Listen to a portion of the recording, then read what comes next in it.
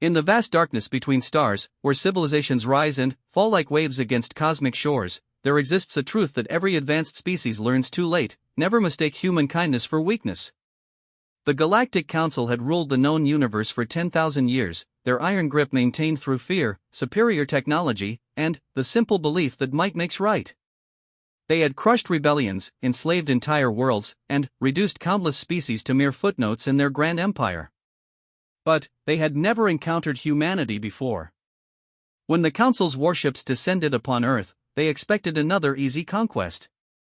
What they found was a species that valued something more precious than their own lives: the protection of the innocent. And, when they chose to target a single human child in their demonstration of power, they unknowingly lit a fuse that would burn across the galaxy. This is the story of how the stars themselves chose rebellion, and why the universe would never be the same again. The morning sun cast long shadows across the playground of Lincoln Elementary School when the first ships appeared. Sarah Chen, age 7, had been feeding breadcrumbs to the sparrows near the old oak tree when the sky suddenly darkened. Above her, massive vessels blotted out the light, their hulls gleaming with an otherworldly metal that seemed to drink in the sunlight. Captain Marcus Rivera was 3 blocks away, finishing his coffee at the local diner, when every electronic device in the city began screaming warnings. His military training kicked in instantly as he watched civilians pointing at the sky, their faces painted with a mixture of awe and terror. The ships were unlike anything in Earth's arsenal: sleek, predatory shapes that moved with impossible grace through the atmosphere. The Galactic Council had arrived. For 10,000 years, the Council had expanded their empire through a simple formula: overwhelming force followed by absolute submission. Their warships had reduced proud civilizations to ash, their warriors had broken the spirits of countless species, and their bureaucrats had catalogued the resources of 1,000,000 worlds. Earth was meant to be just another entry in their vast database. Admiral Vexhai of the 3rd Dominion Fleet stood on the bridge of his flagship, the Inevitable, gazing down at the blue-green world below. His 4 eyes, arranged in a diamond pattern on his elongated skull, showed no emotion as he studied the tactical displays. Humanity's technology was primitive: their fastest ships couldn't even breach their own solar system. Their weapons were crude chemical explosives and basic energy projectors. By all measures, this should be the simplest conquest in his long career. Admiral, his aide, a thin creature with gray skin and too many joints, approached with a data tablet. The preliminary scans are complete. The dominant species calls itself humanity. Approximately 8 billion individuals across the planetary surface. Their military capabilities are negligible. Vexhai nodded slowly. Standard procedure dictated a demonstration of power, something to break the natives' will to resist. Usually, a precision strike on a military installation was sufficient. But intelligence reports suggested humans had a peculiar attachment to their young. Perhaps a more targeted approach would yield faster results. "Select a school," he ordered, his voice carrying the cold efficiency of countless similar commands. "Something visible, well-populated. We'll make our intentions clear." What Admiral Vexhai didn't understand, what no member of the Galactic Council could comprehend, was that he had just made the greatest tactical error in the history of interstellar warfare. He had decided to target a human child. On Earth, emergency broadcasts crackled across every available frequency. President Elizabeth Warren stood in the Situation Room, surrounded by military advisors whose faces had gone pale as reports flooded in from around the globe. The alien fleet wasn't just large, it was impossibly vast. Sensors detected over 500 capital ships, each one larger than Earth's biggest aircraft carriers. "Mr. President," General Harrison spoke with barely controlled fear, "our entire nuclear arsenal wouldn't scratch the paint on one of those ships. Their energy signatures are off the charts. We're looking at technology that's centuries beyond ours." "What do they want?" Warren asked, though she suspected she already knew the answer. "Unknown, ma'am. They haven't responded to any communication attempts. But, based on their formation and approach vectors." Harrison paused, swallowing hard. "This looks like an invasion fleet." Across the city, Marcus Rivera had abandoned his coffee and was racing through streets filled with panicking civilians. As a former Marine and current security consultant, his instincts screamed danger. But, more than that, his daughter Emma attended Lincoln Elementary, and something deep in his gut told him to get there. Now. Saracen continued feeding the sparrows, unaware that she had become the focal point of galactic attention. The birds seemed nervous, chirping frantically and taking flight at the slightest sound. She looked up at the dark shapes in the sky with the fearless curiosity that only children possess. "Pretty," she whispered, watching the lights dance across the alien hulls. Principal Janet Morrison was herding children indoors when the first communication beam struck the school's main antenna. Every screen in the building flickered to life simultaneously, displaying the imposing figure of Admiral Vexhai. His translated words echoed through hallways where children had been learning about kindness, friendship, and the importance of helping others. "Humans of Earth," the Admiral's voice was cold as the vacuum between stars. "I am Admiral Vexhai of the Galactic Council. Your world is now under our dominion. To demonstrate our power and your helplessness, we have selected this educational facility for termination. You have one of your planetary rotations to surrender unconditionally, or we will systematically destroy every similar institution on your world." The transmission cut out, leaving a silence so profound it seemed to echo. What followed was not the collapse of human will that the Admiral expected. What followed was something the Galactic Council had never encountered in 10 millennia of conquest. Marcus Rivera burst through the school's main entrance just as teachers were evacuating children. His eyes scanned frantically until he spotted Emma, tears streaming down her face as she clutched her teacher's hand. But, before he could reach her, he saw Saracen, standing alone by the windows, still looking up at the ships with wonder rather than fear. "Hey there," Marcus knelt beside the little girl. "Where are your parents, sweetheart?" "Mommy's at work," Sarah replied, her small voice steady despite the chaos around her. "She's a nurse. She helps people when they're hurt." Something broke inside Marcus's chest.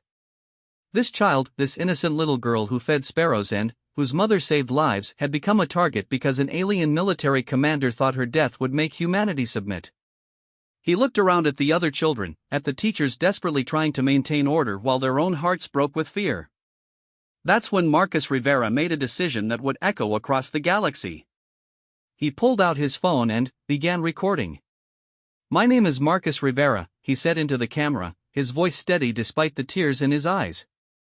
"I'm standing in Lincoln Elementary School, where Saracen, age 7, is about to be murdered by aliens who think her death will make us surrender." He turned the camera to show Sarah, still watching the ships with innocent curiosity. Sarah feeds birds every morning before school. Her mother is a nurse who saves lives. This little girl has never hurt anyone, never will hurt anyone. And you've chosen to kill her to make a point. His voice grew harder, filled with a rage that seemed to radiate outward like heat. "Well, you've made your point. But I don't think it's the one you intended." Marcus uploaded the video to every social media platform he could access. Within minutes, it was trending worldwide. Within an hour, it had been viewed by over 1 billion people. And something began to happen that the Galactic Council, in all their vast experience, had never witnessed. Humanity got angry. Not the quick, hot anger of a moment. Not the rage that burns bright and dies fast. This was something deeper, colder, and infinitely more dangerous. This was the fury of a species that had spent thousands of years learning to protect its young, channeled through 8 billion minds simultaneously.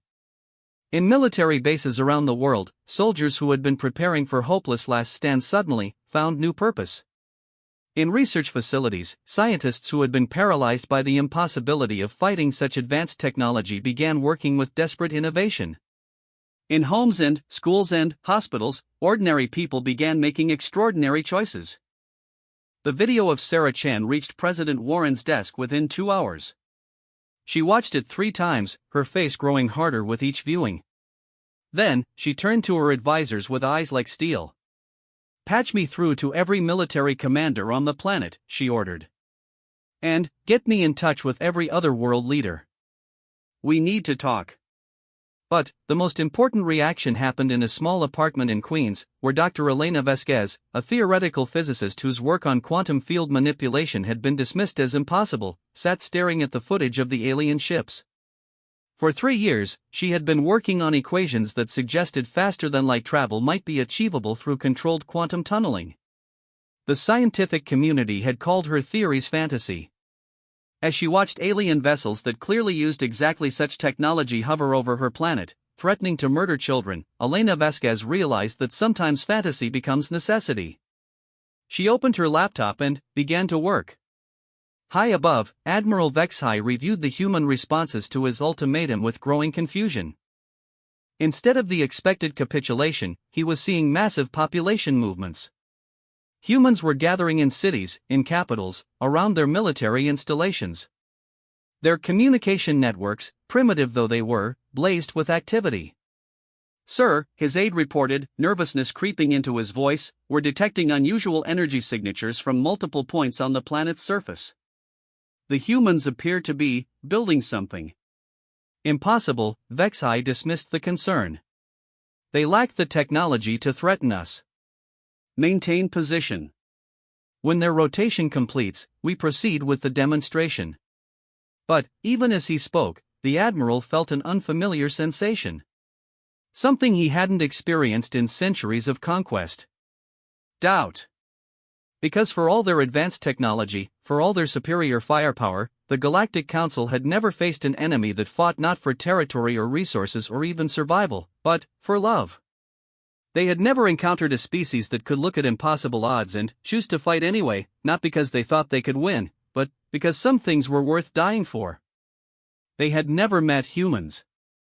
In the playground of Lincoln Elementary, as emergency crews worked to evacuate the school, Sarah Chen placed the last of her breadcrumbs on the ground for the sparrows. She looked up at the alien ships one more time, and, though she couldn't have understood the full implications, she smiled. "Don't be scared, birdies," she whispered to the sparrows. "Someone will take care of us." She was right. But, the Galactic Council was about to discover that when humans decide to take care of something, they don't stop until the job is done. And, when someone threatens their children, humans don't just fight back. They fight back with everything they have, everything they are, and everything they can become. The countdown to Admiral Vexhai's deadline continued to tick away, marking not just the end of his ultimatum, but the beginning of something unprecedented in galactic history. The stars themselves were about to choose rebellion. 23 hours and 17 minutes. That's how much time humanity had left before Admiral Vexhai would order the destruction of Lincoln Elementary School. In those precious hours, something unprecedented happened across Earth. 8 billion people began working toward a single goal with the kind of coordination that typically took decades to achieve. Dr. Elena Vasquez hadn't slept in 18 hours. Her apartment had become an unlikely command center, with scientists from around the world connecting via video calls, their faces gaunt with exhaustion but blazing with determination. The equations that had been dismissed as theoretical nonsense were suddenly the most important calculations in human history. "The quantum field resonance is stabilizing," reported Dr. James Harrison from CERN, his voice crackling through the connection. "If your mathematics are correct, Elena, we might actually be able to create localized spacetime distortions." "Might isn't good enough," Elena replied, her fingers flying across multiple keyboards. "We need certainty. Sarah Chen doesn't get a second chance if we're wrong." Across the globe, every major university, research facility, and tech company had pledged their resources to what was being called Project Guardian. The most brilliant minds on Earth were working together with an urgency that made the Manhattan Project look leisurely.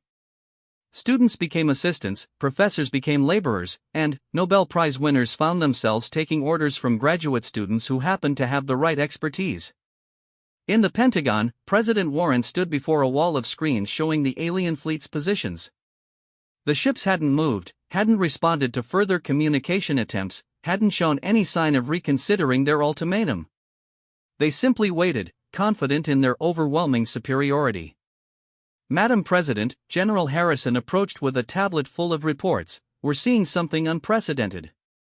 Every military installation on Earth is reporting the same thing: volunteers. Not just military personnel, but civilians.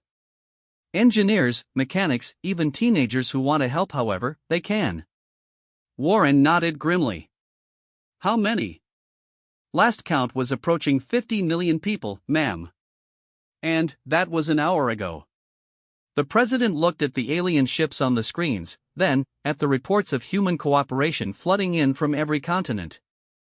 General, in all our war games and scenarios, did we ever consider what would happen if humanity truly united for a single cause? No, ma'am. We always assumed that level of cooperation was impossible.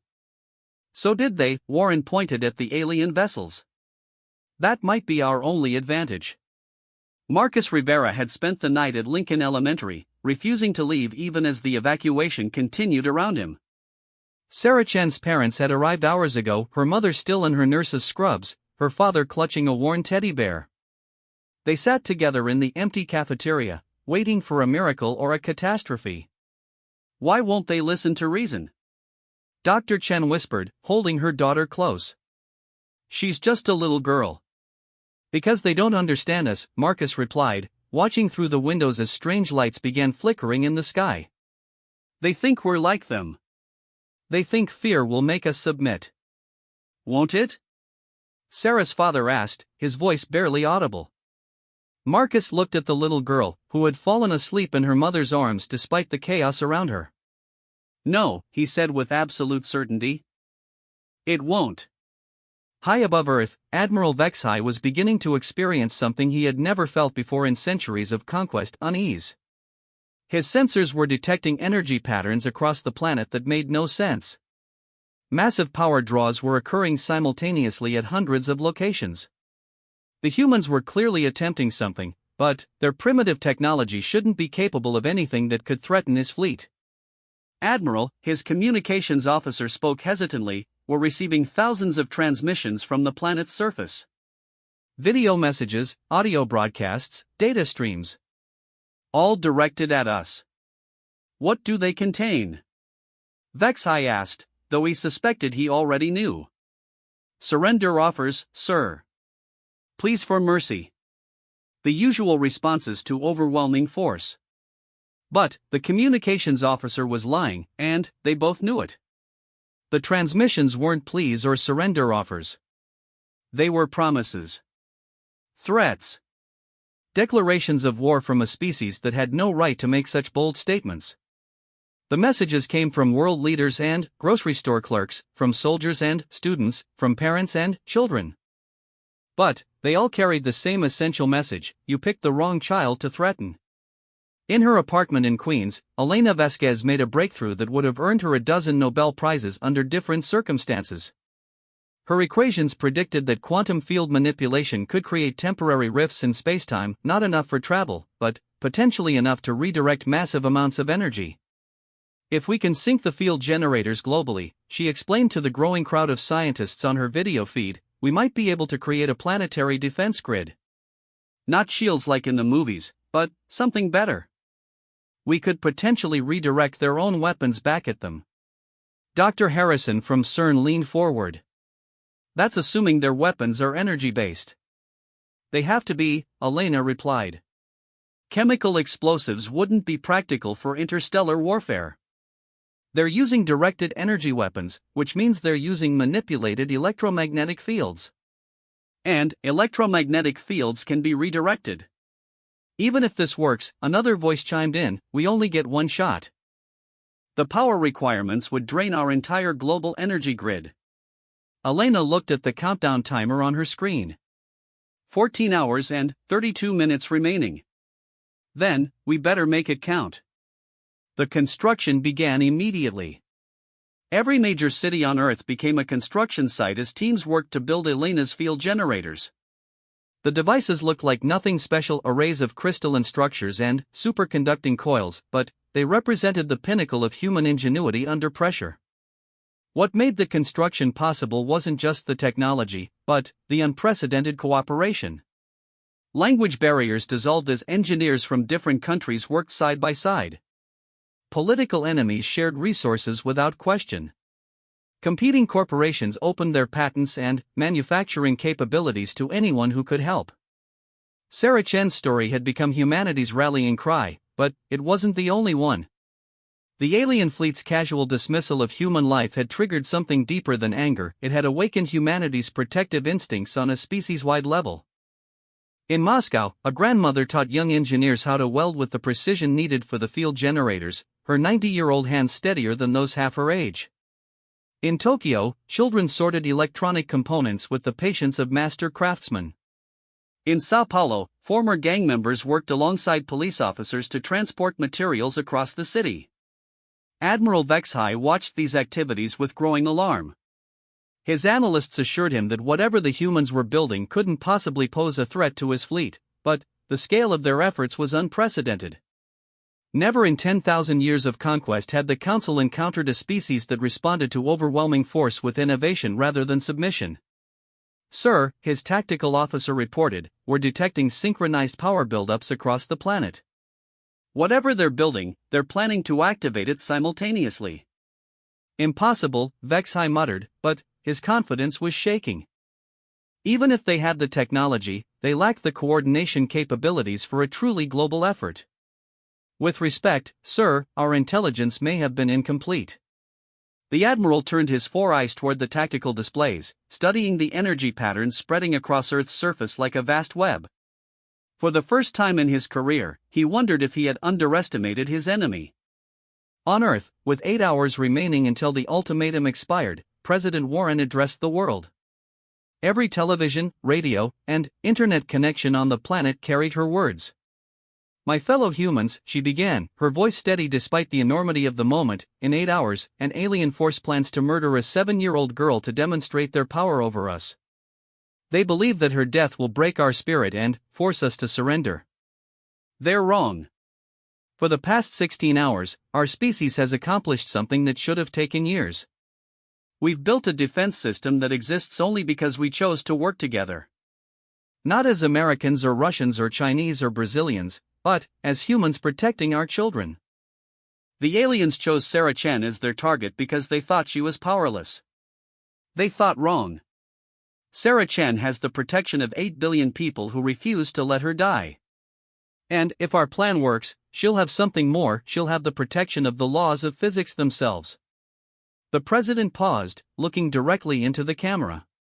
"To the Galactic Council fleet hovering above us, you may have superior technology, but you don't understand the first thing about humanity.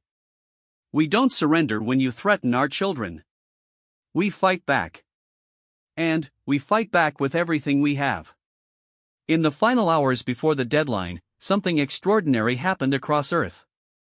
As the field generators powered up simultaneously, drawing energy from every available source, the planet itself seemed to respond. The aurora borealis appeared at latitudes where it had never been seen before. Weather patterns shifted as the massive energy draws affected atmospheric conditions. Even the ocean tides seemed different. Elena Vasquez stood in Central Park, surrounded by one of the largest field generator arrays. The device hummed with barely contained power, its crystalline components glowing with an inner light that seemed almost alive. Around the world, thousands of similar arrays waited for her signal. "All stations report ready," came the voices of coordinators from every continent. "Global power grid at maximum output. Field generators synchronized." Elena looked at her watch. 1 minute and 37 seconds until Admiral Vexhai's deadline expired. In Lincoln Elementary School, Sarah Chen sat in her mother's lap, unaware that she had become the focal point of humanity's first unified effort.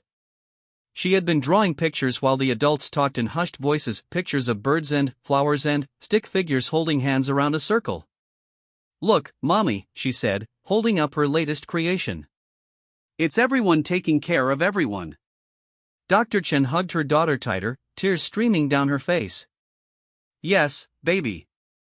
That's exactly what it is." High above, Admiral Vexhai prepared to give the order that would demonstrate the Galactic Council's power and bring humanity to its knees. His weapons systems were charged, his target locked, his finger hovering over the firing control. "Admiral," his tactical officer's voice was tight with barely controlled panic, "the energy readings from the planet's surface are reaching levels that shouldn't be possible. Whatever they built down there, it's drawing power from sources we can't identify. Vex High ignored the report. Primitive species always made desperate gestures before their defeat. It was time to end this farce. Fire, he ordered. The Inevitable's primary weapon discharged with the force of a small star, a concentrated beam of energy that could vaporize mountains. It lanced downward toward Lincoln Elementary School, toward Sarah Chen, toward the demonstration of power that would break humanity's spirit forever. Elena Vasquez watched the energy beam descending toward Earth and pressed the activation button. "Field generators active," she whispered. "God help us all." Around the world, thousands of crystalline arrays suddenly blazed with light as Elena's quantum field manipulation theory became reality. The field generators didn't create shields or barriers. Instead, they twisted spacetime itself, creating localized distortions in the fabric of reality. The alien weapon beam struck the field surrounding Lincoln Elementary School and, simply, stopped existing in that location. For a moment that lasted an eternity, the energy was caught between dimensions, trapped in a quantum state that shouldn't have been possible. Then, Elena's equations took over. The beam didn't dissipate or get absorbed. Instead, it was redirected, reflected, amplified by the field generators across the planet. What had been a single weapon strike became thousands, each one precisely targeted at the alien ships above. Admiral Vex High had exactly enough time to realize that he had made the greatest tactical error in galactic history before his own weapon, multiplied by human ingenuity and powered by humanity's determination to protect its children, struck his flagship. The Inevitable lived up to its name in the worst possible way. As the alien fleet began falling from the sky, their own weapons turned against them by forces they couldn't comprehend, Sarah Chen looked up from her drawing and smiled. "The pretty lights are dancing," she said, watching the fireworks display above as alien ships burned in Earth's atmosphere. Her mother hugged her tighter, knowing that her daughter was witnessing the moment humanity announced to the galaxy that some things were worth fighting for, and some species would fight back even when victory seemed impossible. The stars had indeed chosen rebellion. And rebellion, as the Galactic Council was about to discover, was just the beginning. The silence that followed the destruction of the Galactic Council fleet was unlike anything Earth had ever experienced. For 47 minutes, as burning alien debris rained down across the globe, 8 billion people held their collective breath, waiting to see what would happen next. Sarah Chen was the first to break that silence. "Mommy, can I go feed the birds now?" she asked, looking up from her drawing as the last pieces of Admiral Vex High's flagship streaked across the sky like falling stars. Dr. Chen laughed through her tears, the sound echoing through the empty hallways of Lincoln Elementary School. "Yes, baby. I think the birds would like that very much." But, even as Sarah scattered breadcrumbs for the sparrows that had returned to the playground, Elena Vasquez stood among her field generators in Central Park, knowing that their victory was only the beginning. The Galactic Council had ruled the known universe for 10,000 years. They wouldn't simply accept the loss of an entire fleet without response. "Dr. Vasquez," came a voice through her communicator. It was President Warren, calling from the Situation Room where she had been coordinating humanity's impossible defense. "What's the status of the field generators?" Elena looked at the readings streaming across her tablet. The quantum field manipulation had worked beyond her wildest projections, but the energy cost had been enormous. "The global power grid is completely drained, Madam President. It'll take weeks to restore full capacity. The field generators themselves are intact, but we can't use them again without a massive power source." "Can we rebuild? Scale up?" "Given enough time and resources, yes. But we'd need years to create a permanent defense network, and I don't think the Galactic Council is going to give us years." President Warren's voice carried a grim acceptance. "How long do you estimate before they send reinforcements?" Elena had been running calculations on that very question since the last alien ship had fallen. "Based on their technology level and the scale of their empire, I'd estimate 6 months minimum for them to organize a response. Maybe a year if we're lucky. Then, we have a year to prepare for the real war." But Elena Vasquez was wrong about many things, and the timeline was one of them. The Galactic Council's response came not in months, but in weeks. However, it didn't come in the form anyone expected. 3 weeks after the Battle of Lincoln Elementary, as historians would later call it, a single ship appeared in Earth's orbit. Unlike the massive warships of Vexai's fleet, this vessel was small, sleek, and transmitted universal peace signals on every frequency it could access. The ship carried an ambassador. Ambassador Kethvar was nothing like Admiral Vexai. Where the military commander had been rigid and cold, Kethvar moved with fluid grace. Where Vexai had shown only contempt for humanity, Kethvar radiated curiosity. And, where Vexai had spoken of conquest and submission, Kethvar came with an offer that would change the course of galactic history. President Warren met with the alien ambassador in the United Nations building, surrounded by representatives from every nation on Earth. The meeting was broadcast live across the planet, with Sarah Chen watching from her classroom where she had returned to her normal routine of learning and feeding sparrows. Kethvar was tall, elegant, with skin that shifted colors like oil on water and eyes that seemed to hold the wisdom of ages. When the ambassador spoke, the translation carried not just words but emotion, regret, respect, and something that might have been hope. People of Earth, Kethvar began, I come not as conqueror or judge, but as one who recognizes a profound mistake has been made. Admiral Vexai was operating under protocols that have governed Council expansion for 10 millennia. He followed standard procedures in his approach to your world. Standard procedures that included threatening to murder children, President Warren replied, her voice sharp with controlled anger. Yes, Kethvar acknowledged without defensiveness. For 10,000 years, the Council has expanded through intimidation and superior force. We have conquered over 12 million worlds, absorbed countless species, and built the greatest empire in galactic history. Our methods have been efficient. The ambassador paused, colors shifting across their skin like waves. But, in all that time, we have never encountered a species that responded to overwhelming force with innovation. We have never faced an enemy that grew stronger when threatened. And, we have certainly never met a people who could turn our own weapons against us while protecting those they cherish most. Elena Vesquez, watching the broadcast from her laboratory where she continued working on improved field generator designs, felt a chill of apprehension. This felt like a setup for an even greater threat. But, Kethvar's next words surprised everyone. The Galactic Council is prepared to offer humanity something we have never offered before, membership without conquest. A place in our empire not as subjects, but as equals.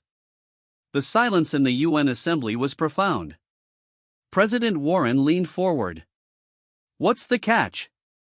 There is no catch, as you might understand it, Kethvar replied. But, there are complications. Humanity's victory over our fleet has not gone unnoticed. There are other powers in the galaxy, ancient enemies of the Council who have been waiting for any sign of our weakness.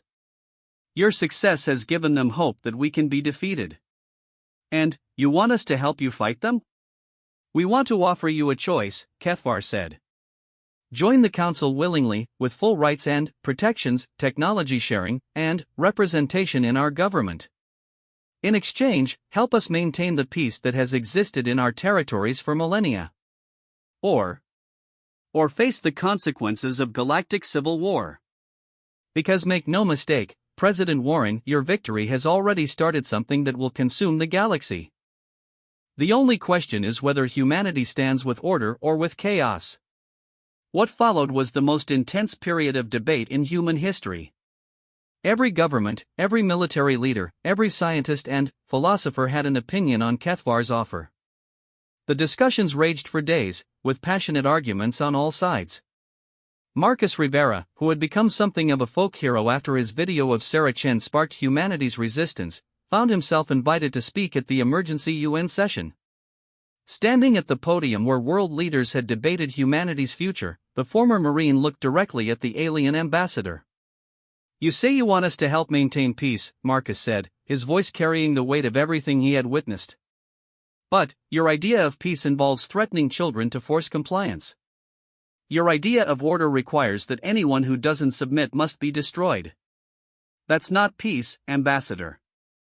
That's tyranny with better marketing. Kethvar's colors shifted to deeper hues. And, what would you propose instead, Marcus Rivera? That humanity stand alone against forces that could shatter worlds?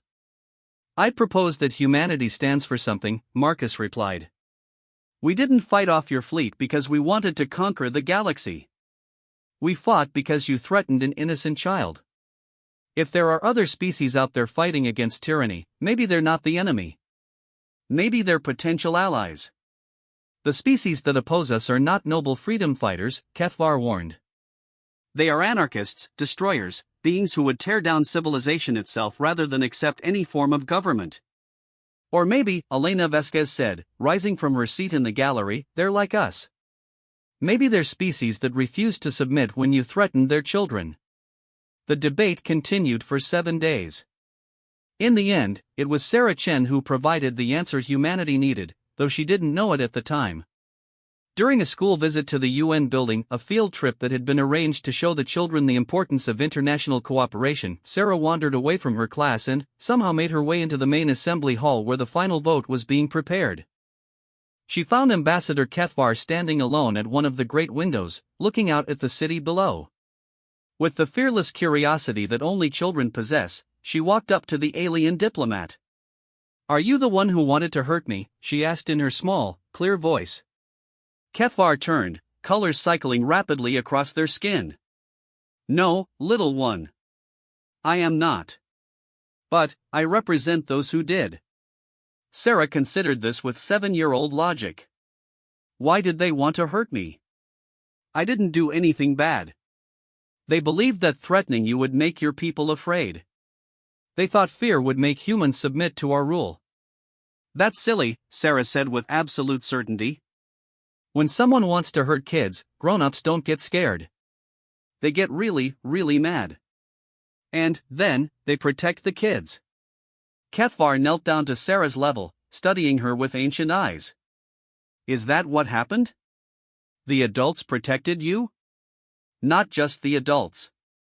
Everyone. My mommy and daddy and Mr. Marcus and the scientists and people I never even met. Even the people in other countries helped make the magic lights that kept me safe.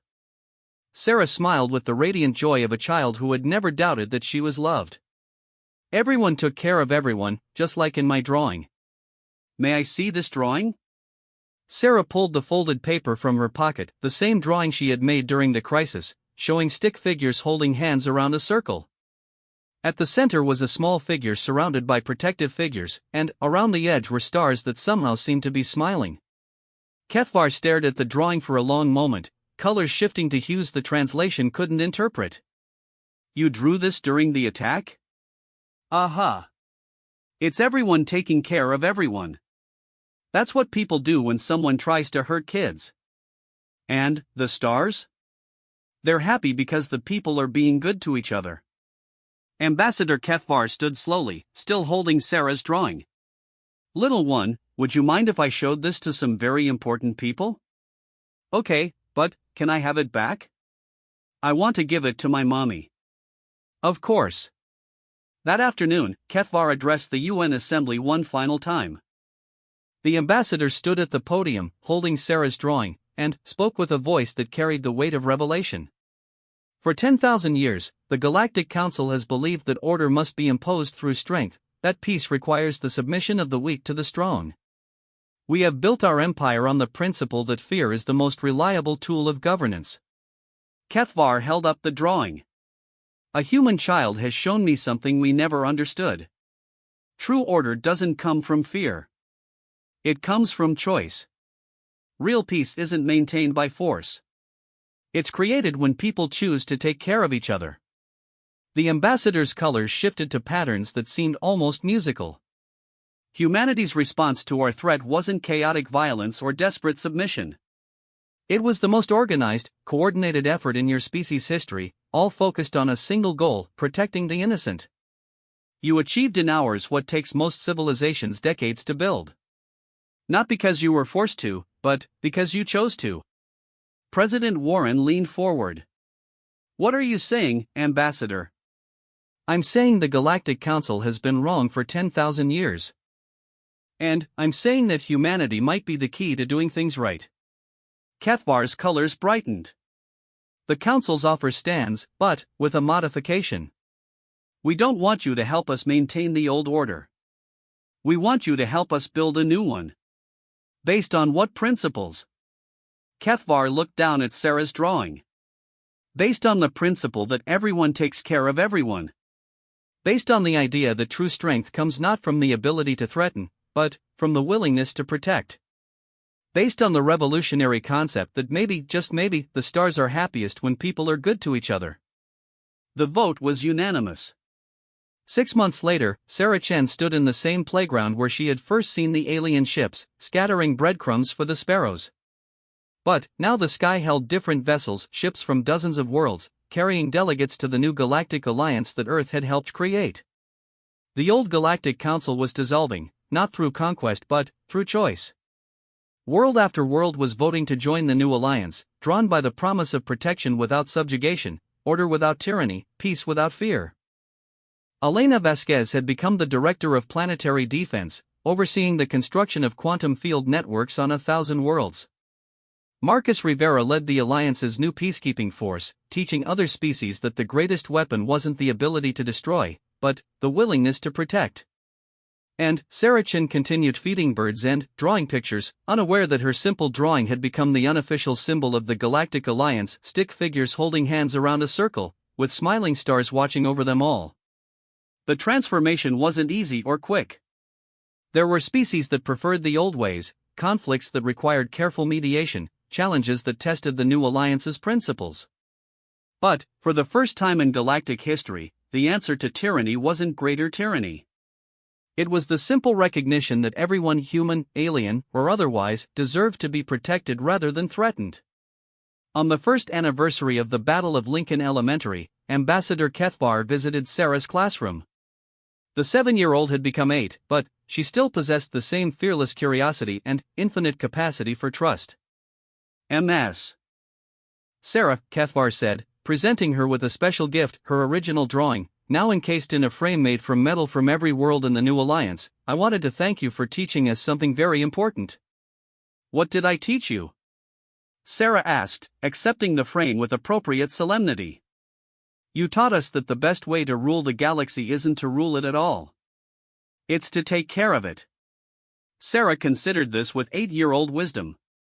That's not ruling, silly. That's just being nice. Yes, Kethvar agreed, colors cycling through patterns that the translation rendered as laughter and joy and hope. That's exactly what it is. As Sarah hung her drawing on the classroom wall, where it would inspire countless other children to believe in the power of everyone taking care of everyone, the ambassador looked out the window at the ships in the sky. Vessels that had once carried weapons of conquest now carried supplies for struggling worlds.